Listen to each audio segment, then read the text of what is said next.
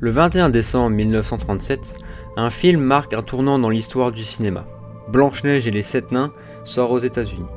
Ce n'est pas seulement un long métrage d'animation, c'est aussi le début du règne du géant du rêve Disney.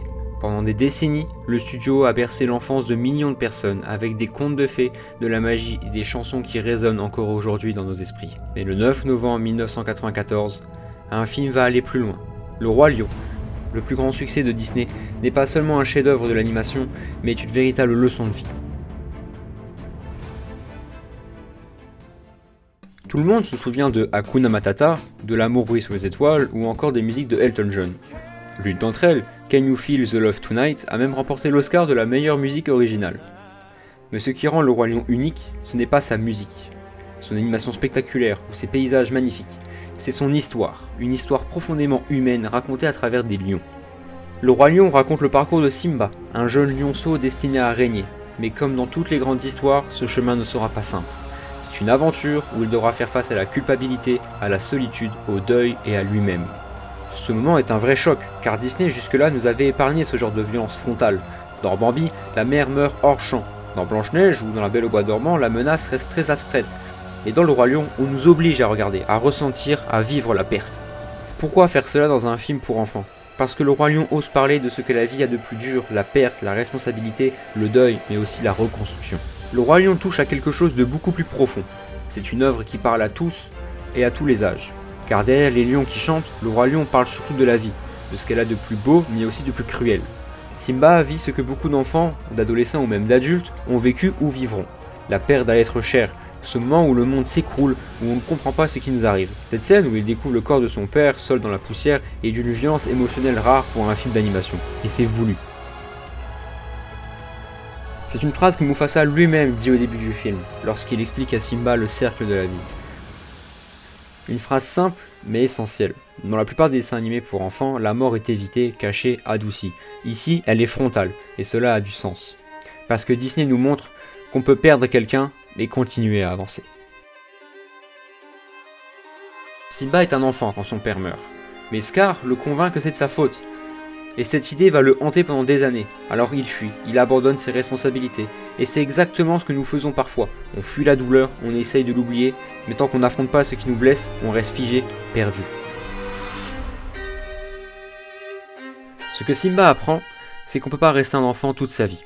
La réplique « le passé peut faire mal, mais je pense que soit on le fuit, soit on l'affronte » de Rafiki résume tout. C'est l'un des messages les plus puissants du film. Grandir, c'est accepter ses erreurs, affronter ses peurs et comprendre que le passé nous construit, mais ne nous définit pas. Dans une des scènes les plus fortes du film, Mufasa réapparaît à Simba sous la forme d'un nuage. Il lui dit « Tu as oublié qui tu es, et tu as donc oublié qui je suis.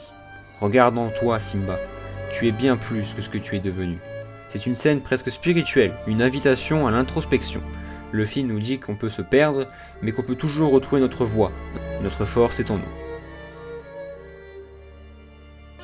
Certaines critiques et fans considèrent que le Roi Lion ne parle pas seulement du deuil de Mufasa par Simba, mais aussi du deuil de Walt Disney par son propre studio. Walt Disney est mort le 15 décembre 1966, et avec lui c'est une partie de la magie qui s'est éteinte. Les années qui suivent sont très difficiles pour le studio. Sans leur fondateur, les projets s'enchaînent mais sans vraiment un succès durable. On appelle cette période les années sombres de Disney. Entre 1970 et les années 80, les fils peinent à convaincre, l'ambition artistique baisse et les productions sont de plus en plus modestes. Et l'entreprise perd peu à peu son identité. Et puis dans les années 80, une nouvelle génération arrive. Des noms comme Jeffrey Katzenberg, Roy E. Disney, le neveu de Walt, ou encore des réalisateurs comme John Musker, Ron Clement ou Rob Minkoff et Roger Allers, ceux qui réaliseront le Roi Lion, et leur but c'est faire de Ronald Disney. Retrouver l'émotion, la grandeur, les histoires fortes, ce sera la période qu'on appelle aujourd'hui la Renaissance Disney. La Petite Sirène, Aladdin, La Belle et la Bête et bien sûr le Roi Lion.